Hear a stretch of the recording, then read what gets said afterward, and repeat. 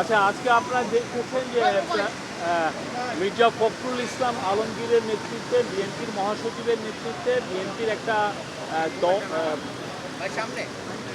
Team এসেছিলেন আমাদের chief অ্যাডভাইজারের সাথে দেখা করতে, এবং ওই মিটিংয়ে চিফ অ্যাডভাইজারের সাথে ছিলেন হাসান আলী, আদিলুর রহমান খান, মাহফুজ আলম, এনারা তিনজন উপদেষ্টা ছিলেন এবং খুবই সৌহার্দ্যপূর্ণ পরিবেশে মিটিং হয়।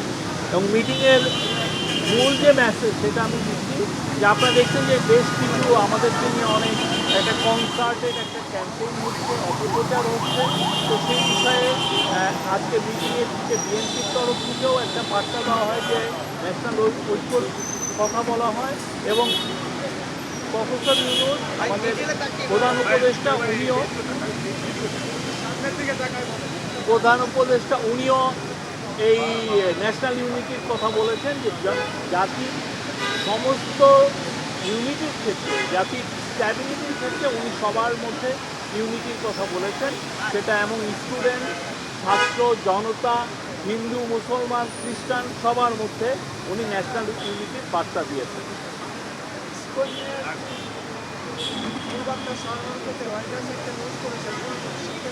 Mr. Noodles, amazing taste.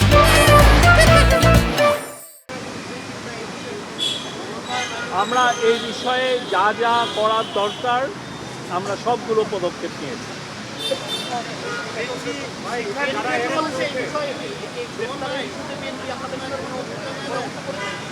এই চিটাঙের বিষয়টা আলাপ হয়েছে, ওই একই জিনিস, সবাই ন্যাশনাল ইউনিটি, এবং চিফ অ্যাডভাইজার বলেছেন সবাইকে শান্ত থাকতে বলেছেন। হ্যাঁ, সবাইকে শান্তির বার্তা দিয়েছেন এবং সবাইকে শান্ত থাকতে বলেছেন।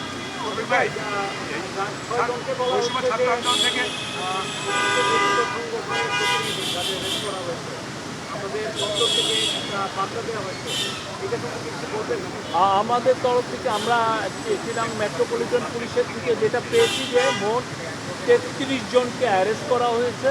তার মধ্যে ৬ জন হচ্ছে যাদেরকে ভিডিও ফুটেজ দিয়ে শনাক্ত করা হয়েছে এবং তারা সাসপেক্ট হচ্ছেন, এই মার্ডারের তাদেরকে সাসপেক্ট হিসাবে ধরা হচ্ছে।